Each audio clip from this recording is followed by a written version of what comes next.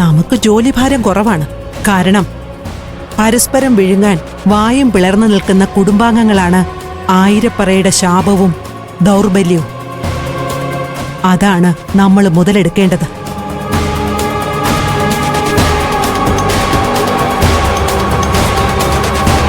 ഓണക്കളികൾ തകൃതിയിൽ അരങ്ങേറട്ടെ. ഓരോ ഇനത്തിലിടയിലും നമ്മൾ തീപ്പൊരി വിതറിക്കൊടുക്കണം. ഹേമയും അശ്വതിയും പായിപ്പാടനും അരവിന്ദനും ശ്രേയയും ഒക്കെ നമ്മുടെ കയ്യിലെ കളിപ്പാവകളായി മാറണം.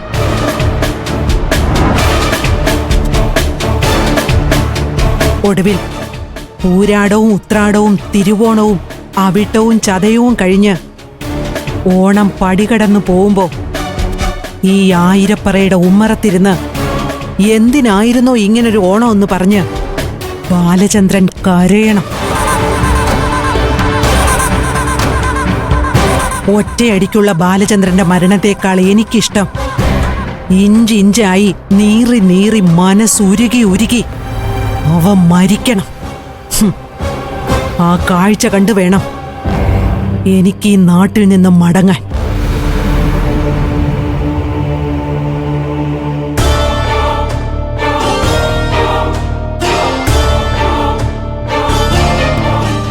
അങ്ങനെ ആയിരപ്പറയുടെ ഓണം തുടങ്ങുന്നു.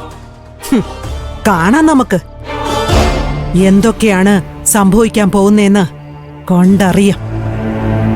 അതെ, അറിഞ്ഞില്ലേ, ഓണം ഇങ്ങ് എത്താറായി.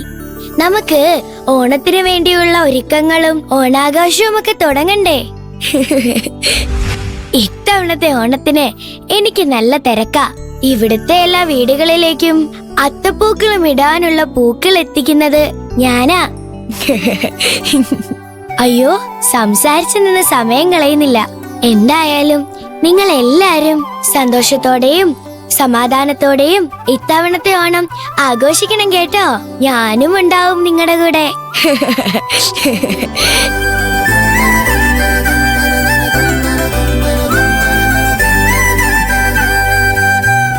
അപ്പോ നിങ്ങളെല്ലാവരും ഓണം ആഘോഷിക്കാൻ തയ്യാറല്ലേ?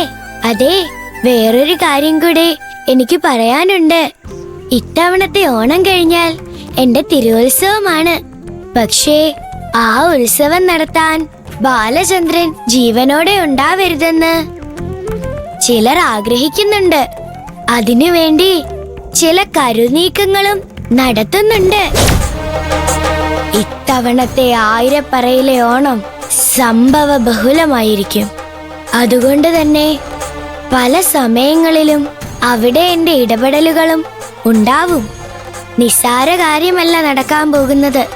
എന്തായാലും നമുക്ക് കാത്തിരുന്ന് കാണാം. അപ്പോ ഓണാഘോഷം തുടങ്ങട്ടെ.